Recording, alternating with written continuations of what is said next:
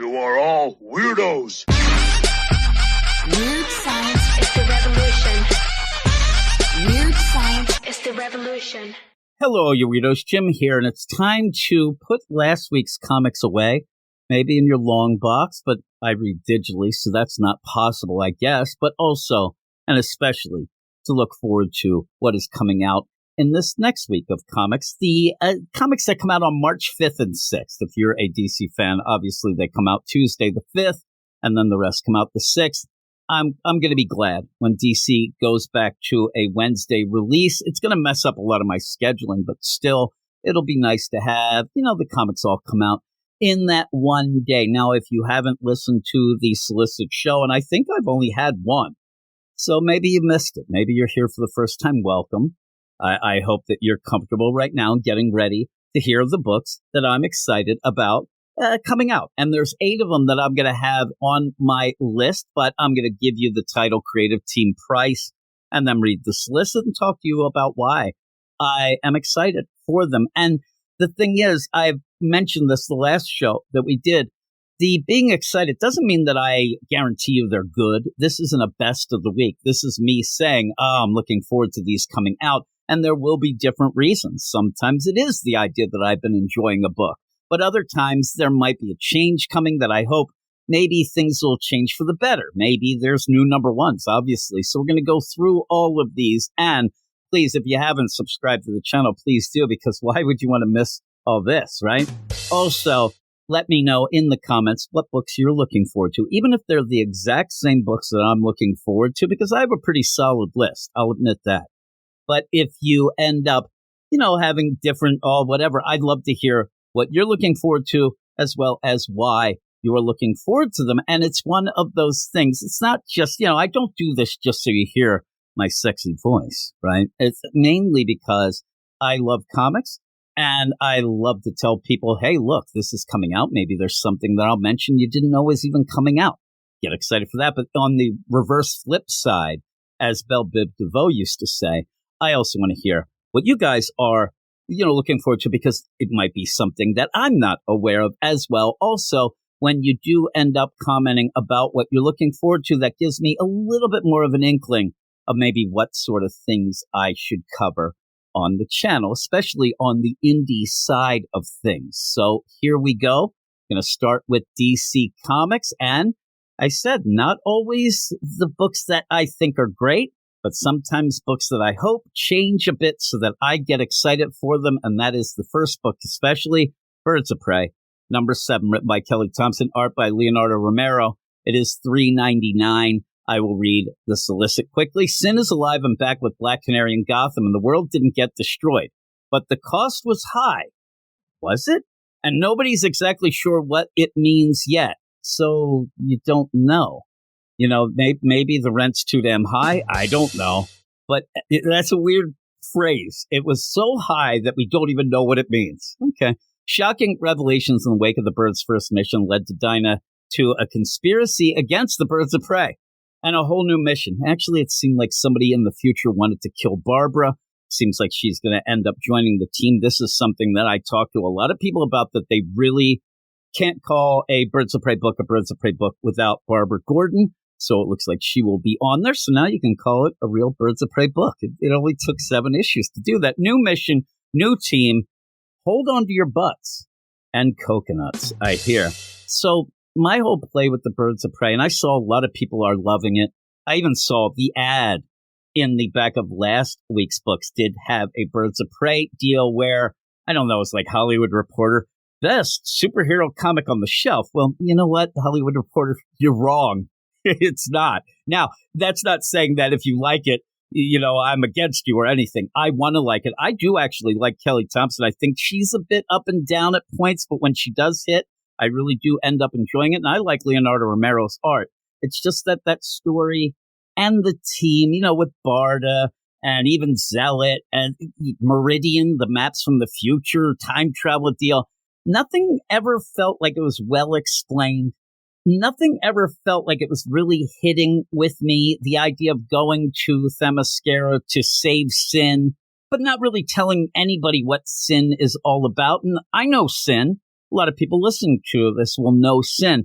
I don't know that everybody else would, though. It's a character we haven't seen in a while, and that's where I think that Kelly Thompson, a lot of times when these writers come from other companies, especially Marvel, they don't really know the lay of the land. They don't know maybe what somebody would know or not know, and that's where the editorial has to jump in, and it didn't seem like the editorial did. So I hope that this whole reset deal of a new mission, new team, is that Kelly Thompson's had some time to reflect on things, learn some stuff, maybe read some stuff. And now this will be the book going forward that I wanted from the beginning. Again, though, I saw the Birds of Prey on a lot of people's end of, great books of 2023, which I think is a joke because not many issues were even out. But hey, I'm not here to judge. This is a judgment-free zone is what I heard. But I am looking forward to see the exact team. I'm looking forward to see if maybe this can put its hooks into me because I really, really do want to like it because I love The Birds of Prey. The next book, again, is another book that I want to get back on board with. And it's crazy. It's Batman 145. And it's so weird to not be enjoying Batman. And personally, I'm not really enjoying Detective Comics either. I think Ram V's story is very long-winded. Again, it's kind of built on a foundation of sand in my mind because a lot of the things I'm not really thinking are really setting in with me, including just names, of the whole Orgum people. Like, I'm telling you, it's kind of not my thing. So I really want to like Batman, but I was liking it. I didn't like the Joker Year One. I thought that was a weird play. I do think that was just to line up issue numbers. I'm going to have a video about that eventually. But I want to get back to Zornar. I want to get back to Failsafe. What's going on? And it looks like finally we will be getting back because it is weird, this whole Batman. Batman's the big book. I don't know if you know this. Batman's pretty popular. At least DC thinks so. And you get a lot of Batman books, right? So why is it the Batman book and Chip Zdarsky's run keeps starting and stopping because of nonsense like Night Terrors with a K or even Gotham War, which, yeah, that's a crossover deal, but that didn't seem like it was Chip Zdarsky's deal. That seemed like more of a Teeny Howard deal. And seriously, you never, ever want a Teeny Howard deal. That's what I'm saying. But Batman 145, written by Chip Zdarsky, art by Jorge Jimenez. It's $4.99. A thrilling new arc is here. See, that's why I'm excited. Dark Prisons begins. Dark Prisons. I wonder if in these Dark Prisons we'll end up having a cat delivering ramen through the vents. I doubt it. Because again, this isn't a Teeny Howard story. Following the Joker Year One stunning reveals. Stunning. Stunning indeed.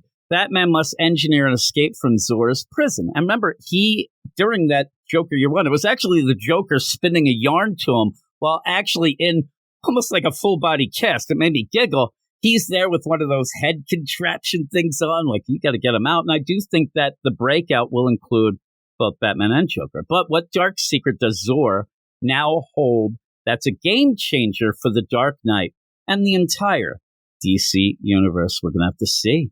We're going to have to see. And looking forward, down the line, we're going to go to that big summer event, the summer event Absolute Power. And we already see that Failsafe kind of in that. So I'm looking forward to see what goes on in this Batman deal to kind of lead towards that. And for once, I do give, DC credit.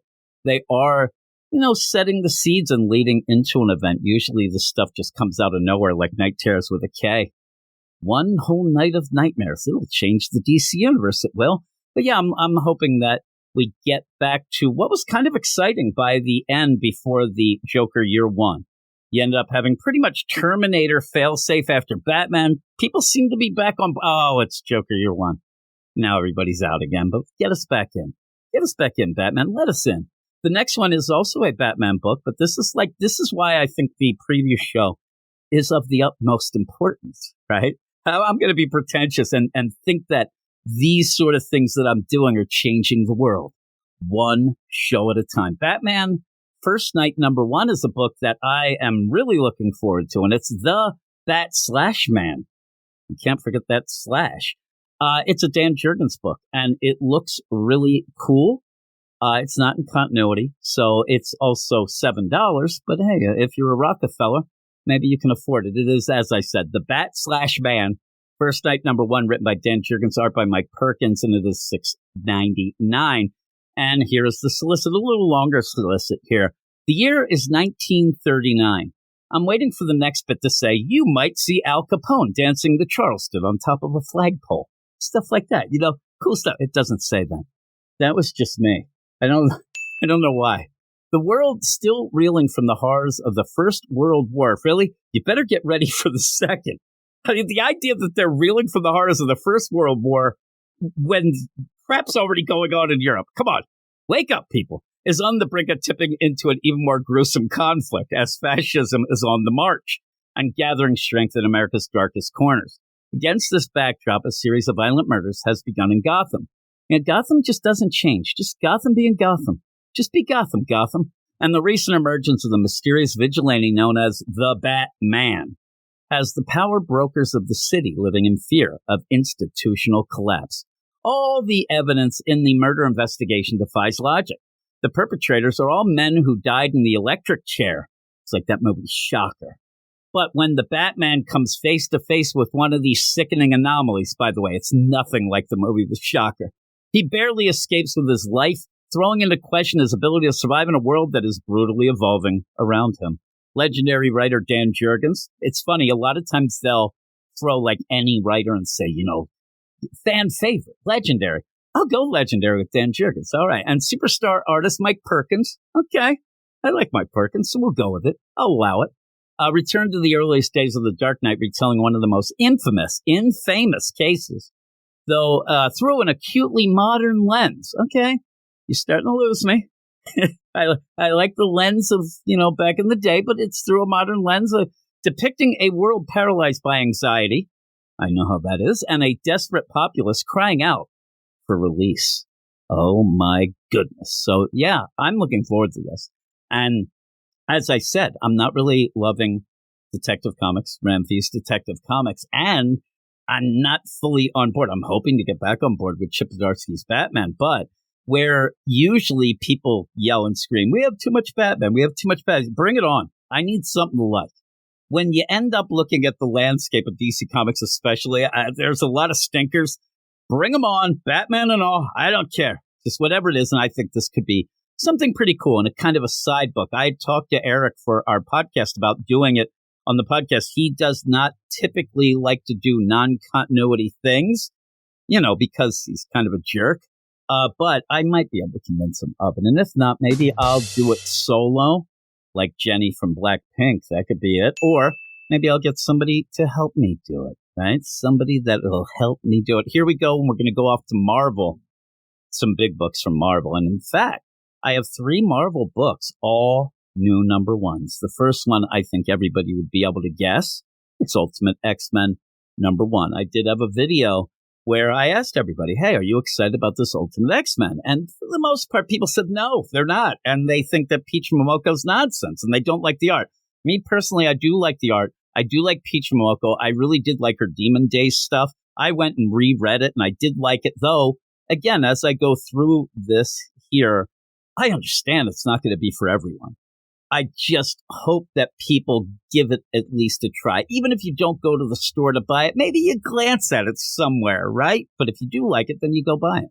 I just hope that people give it a chance. I just want more and more good books. And to push a book aside saying it's not going to be good before you read it, that's limiting. That really does limit everything. And you might end up missing out on, something pretty cool, or we may get it and be burned and it'll stink, but at least I always say, and especially in our, comics podcast and even the videos here, what annoys me, I don't mind if people have an opinion, but at least make it somewhat educated. At least know what you're saying. Just don't start yelling things and, hey, I hate this, but you didn't really read it. I get that a lot. They're like, I hate this new deal. Oh, really? What did you? Oh, I haven't read DC since 2006. I'm like, all right. That's great. But Ultimate X-Men #1 is written by Peach Momoko with art by Peach Momoko. It is $5.99. Visionary creator Peach Momoko, Demon Days, and Star Wars. I'm telling you right now, and Star Wars is not such a big thing to put anymore. But her Star Wars stuff was pretty cool. Creates a new generation of X-Men for an all-new universe. Aseko Achiki is a teenage girl who just wants to live a normal life, go to school, hang out with her friends, ignore the political strife boiling over after the events of Ultimate Invasion. These are the three things that I like to do every day. I want to go to school, hang out with my friends, and ignore the political strife that's going on in the regular life deal. I can't take it. But life has other plans for her. That's the thing with life. It always has plans. In Japan, urban legends have sprung to life and brought some unusual new powers with them. Meet Armor, May Storm, and a group of new Ultimate X-Men, the likes of which you've never seen before. And when I did have that video before, there were some people, again, it's okay to not like things, but I do hope people give things a chance, but also find out some info, because some people ended up, oh man, I don't know what Peach Momoko's doing. It's not the team that was in the other, Ultimate universe. They don't even actually understand that this is a new universe, and there's different rules set in. What the maker ended up twisting and turning, this should end up being the start of leading back to, some of the classic characters and classic teams, but you have to start from the beginning. That's usually where you start. You put one foot in front of the other as the story goes, or song even. I don't know if the story goes like that. I know the song does, right? The next one, another number one, Spectacular Spider-Man number one. It's funny, when I see this title, it kind of reminds me, back in the day, I ended up where, and this is before I kind of started doing my main push here on YouTube. That crazy push that's going on. But this was years ago. And I did end up, it was a podcast, and I was just putting up the podcast, and not many people were paying attention. And I did a Marvel podcast, and I think in the Marvel podcast was both like an Amazing Spider-Man, a Miles book, and then some other thing. Like, I don't know if you know this, but there's a lot of Spider-Man books coming out at Marvel, just like Batman at DC. And so as a thing, I put in the title Spider-Man, just, kind of just playing around with the idea that we had a bunch of Spider-Man books. So I, made it plural. And this guy was chewing me out like I had Alpo undies on, and he, was a basset hound or something. He wouldn't stop. And I explained it to him. I said, oh, no, I'm just kind of having fun because we have, no, you can't say Spider-Man. They're not Spider-Man. All right, pal, I think the guy's probably having an aneurysm already thinking of this week. He don't like it. You can't go plural with his spider characters, I'll tell you. But this is written by Greg Wiseman, who, Spectacular Spider-Man cartoon, but also the Young Justice stuff, a guy who a lot of people that I talk to are fond of. Art by Humberto Ramos. Now, many of my friends know Humberto Ramos, but I'm sure that if they met him, they'd be fond of him as well. And it's a cover price of $4.99. The stars of two of Marvel's biggest series come together in their first ongoing series ever, with a title that Jim got yelled at probably about 4 years ago. That's right. Peter Parker and Miles Morales are going to team up on the regular. Can't they just say team up on the reg? I mean, really, if we're going to talk like we're down at the rec center with the kids, kind of do that. And if I knew that we were going to do this, I would have turned the chair around, put my hat backwards, talked to the kids, comparing notes and using said notes to take on some of their most dangerous bad guys. I like that they throw in this regular like it's supposed to be like hip and cool, and then continue with, they're comparing notes. I mean, that's hip and cool. Using said notes to take on some of their most dangerous bad guys. I mean, really, what Miles will end up doing is Rabble here? They're like, no. And he's like, all right, I'm kind of go after your villains. Is what, Prowler? Anybody? Comparing notes. This duo is better than Dynamic. Ooh, shots fired. Amazing, sensational, superior. They're spectacular. They are. And with Greg Wiseman, writer of the fan favorite animated Spectacular Spider-Man series, to take their word for it, I don't know that I've ever seen any Spectacular Spider-Man, mainly because I'm an adult and it's a cartoon. Come on, people. You got other things to watch. I end up where it's going to sound pretentious, but I do not watch a lot of TV or movies, and it's not because I'm fancy. It's not because I think that I'm, better than that. It's mainly because I can't pay attention worth a crap, and I end up just drifting, and I waste my time. And Greg Wiseman's returning to the fan favorite animated Spectacular Spider-Man series, along with Spider legend Humberto Ramos. You know it's going to be epic. I don't know that. I have no idea. We'll see. I hope it is. I hope it's pretty cool. And the last Marvel book, another new #1, something that I didn't even know. I think I saw some sort of press release or something, but I didn't know it was coming out this week. And when I looked at the preview, I thought it looked pretty cool. And so I ended up talking to the guys that do our X-Men podcast on our podcast feeds and asked if they were going to do Weapon X-Men #1. And they said, no, sir. And then I said, thank you for calling me sir. And I think I might end up doing it with Matt because it looks pretty cool. It's a 4-issue mini, but it is Weapon X-Men #1, written by Christos Gage, who I really enjoy. Art by Yildiray Cinar, who I really enjoy. Cover price of $4.99.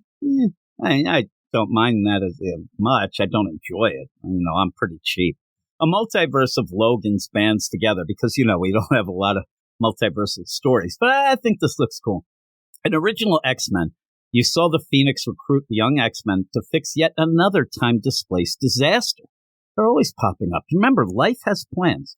But now the threat is deadlier than ever, and it's time to call in the X-Men's big gun. Yeah, you say the X-Men's big gun. For some reason, I think of Cable right away. I wonder if everybody else would think that. Just the gun part, right? He's the best there is at what he does. Oh, no, I think they're talking about Wolverine. In every universe, he does it in. And this job is too big for just one of him. Wolverines from across the multiverse converge to take on a foe even the Phoenix fears. But with friends like Zombie Wolverine, who needs enemies? I know. That Zombie Wolverine, he shows up and he mooches everything off of everybody, never pays for anything. You know what I'm talking about. Wink, wink. Maybe you don't. Christos Gage and Yildiray Cinar kick off an action-packed epic. Yeah, I actually looked at the preview, and in it you do end up seeing that moocher Zombie Wolverine, but you also see a bunch of other things. Apocalypse Wolverine is pretty cool. Looks pretty cool. And like I said, I do really like Christos Gage, so I'm expecting that to be decent enough. And it's pretty quick in and out. Like I said, I do believe it's a 4-issue mini. I was hoping it would say it in the solicit. But that's it for the big two. Now we're going to go to indie books. I have 2 indie books. I know there's a lot of other things coming out, but I actually want to leave a little space open for people to let me know what they're looking forward to as well. But we'll start off with a IDW book, and it is a TMNT, Teenage Mutant Ninja Turtles Last Ronin II Re-Evolution #1. The craziest title is this week. It's a long title, it is, but I'm looking forward to it. Written by Kevin Eastman and Tom Waltz with art by Ben Bishop. It is $8.99. Already told you I'm cheap, but the Last Ronin stuff has been so good, and I am a big TMNT fan. Specifically at the moment, the Mirage stuff on our Patreon, which is at patreon.com/weirdscience. And that link will be in the show notes here in the description. Me and my man Brandon are going through the Mirage stuff. And in fact, we're near the end. We're at the City at War going through that. It's a long event, but it's really cool. And I've really, really been enjoying the TMNT stuff. And we're going to push forward on there. And that's where we'll probably end up reviewing the new stuff by Jason Aaron when it comes out and doing some other IDW stuff from the past couple of years. So if you're interested in that, that's where you can check it out. But yeah, here is the solicit. More than a decade after Last Ronin defeated the Foot Clan, New York City finds itself in a state of steady decline, as it does. Now the disparate gangs vie for economic and political control. I'm having problems reading.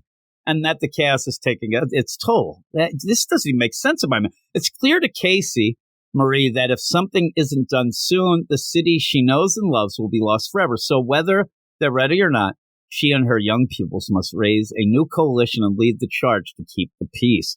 Witness the rise of the next generation of Teenage Mutant Ninja Turtles as they fight to restore peace to the streets they live below.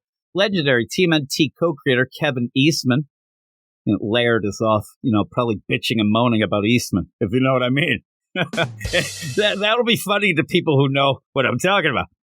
Usually that's kind of the rules anyway. Proudly presents the next epic chapter of The Last Ronin, reassembling the acclaimed creative team from the original monster bestseller for a second oversized prestige format mini-series event. And I'm looking forward to it. I think that'll be pretty cool, and I would hope that I may review it on the YouTube channel here. So hopefully, let's keep our fingers crossed for that. The next book I'm putting on here, because I actually got called out by a couple people this past week, and I was wondering what they meant, because a lot of people, when I did the best of show, and if you haven't listened to that, it's on the feed channel, whatever, and it's with Gray from the Wakasashi's Tea House. So it has to be good because he's on it, not just me, talking nonsense and in jokes about Kevin Eastman, right? When you have Gray there, he kind of keeps me in line. But we were talking, and then afterwards, people in the comments were saying, "Oh, I guess you don't like Void Rivals anymore. What about Void Rivals?" Well, so I thought it came out, and I'm looking up like, what? And I think is what they were saying is when we went through the books that we're enjoying, like the order that we're enjoying for the Energon universe, we didn't say anything about Void Rivals. I ended up, if you didn't see it, I said I like Transformers. I don't think that this is well off the rails of everybody else. Transformers, then Duke, and then Cobra Commander. And so people, what about, I haven't been reading it. I actually dropped it like 2 or 3 issues ago, but since people asked, I have caught up, and I thought, okay, well, and it's great. You have a new story arc starting this coming up week. So I'm going to jump back in. It's not even anything that I didn't like. I think that I'm, in the same boat as a lot of people, though, that once you ended up having all the others hit, the Void Rival's like, okay, you were cool when you were introducing some Transformers. I kind of liked your story, but, I got other things to do. Like, I'll call you later. You go over there. Don't call me. I'll call you, is what I told Void Rivals. And then I said, it's not you, it's me. But it didn't believe me, because that's always a lie. Believe me, I know that. But yeah, I'm going to get back in. And hopefully, again, I'll be able to maybe do a review. I want to do more indie reviews. I know that they may not get the hits that people say. I've been told over and over that the idea of reviewing books is just a no-win situation, but that's what I like doing. I like doing the reviews, and I hope that people like listening to reviews. And I, being a jerk that I am and pretty, is self-centered, I think that they're not doing well because I haven't done them yet. I'm so fancy. Maybe so. I don't know. Maybe I'm fishing for compliments. That's what I'm doing. But, and putting not a real great bait on there, but maybe I'll reel it in. Void Rivals number 7, written by Robert Kirkman, art by Lorenzo De Felici. And it is $3.99, coming out from Image Comics. New story arc. Derek and Salila traverse the northern wasteland. Danger lurks around every corner. As it does, the Void Rivals corner of the Energon universe continues to grow as Proximus is on the hunt. Very quick, solicit. It is short and sweet, like my wife says I am. I had to that because she's never said that in entire life. She usually says I'm a big jerk, so it's kind of the opposite. But isn't that what we all have, opposite world? I hear big jerk, I hear short and sweet. And then that makes me keep on keeping on with a smile on my face, looking forward to things. But again, I hope that people heard some things here. They're like, okay, yeah, I didn't know about that Bat/Man book by Dan Jurgens. Maybe you didn't know that there were a bunch of those new number 1s coming out, or maybe you'll even give the Ultimate X-Men a little bit of a try. Mainly, and I'll tell you, please give it a try. If you think it's going to be the worst, give it a try. So if it is, you could just throw that right back at me. You could just give me the biggest bunch of crap that you've ever given anybody, but give it a try. Because if you end up reading it and then tell me it sucked, what can I say about it? It's your opinion. But if you say, I didn't read it, but I think it sucks, then I might be able to, feel some fight there. But yeah, I hope that it's good. I always hope that every book will be good. It's just that some are written by Teenie Howard. It just doesn't work out all the time. Oh, wait. But yeah, thanks everybody for listening. I hope that you enjoyed this. I like doing things like this. While it might drive some people crazy, I like being a little off the cuff in this. Don't have to be so serious, right? When I'm doing reviews, I tend to put myself in a more serious position, which maybe I shouldn't. Maybe I should just tell these wacky jokes all the time to just drive everybody away, and then I could just go to bed. Everybody goes away. I could just it didn't work. My wife's, hey, how's the YouTube's doing? It's not. It didn't really work, honey. And then she'd say, oh, what? Did you actually show them your real personality? I'm like, yeah, Yeah, and then I'll walk away muttering, "You stupid," and then I'll just walk away. You just have to walk away. Just walk away. Don't walk away mad. That's kind of the reverse of the Motley Crue song that I do enjoy. But that is it. Thanks, everybody. Please, if you haven't already, I love the... Yeah, I never can end things because I always just want to joke around. But yeah, if you like the jokes, even. But yeah, if you like what you hear, please subscribe to the channel. Maybe tell everybody down at the Five and Dime about the shows, because putting in some effort. I do think that eventually I'd like to get this preview and even the best of the week as live shows, maybe like a late night Friday and Sunday, Saturday, Sunday. We'll have to see. But if you're interested in that, let me know, because yeah, I'd like to get that going. But that's it. Thanks, everybody, and I'll talk to you all later. You are all weirdos. Weird science is the revolution. Weird science is the revolution.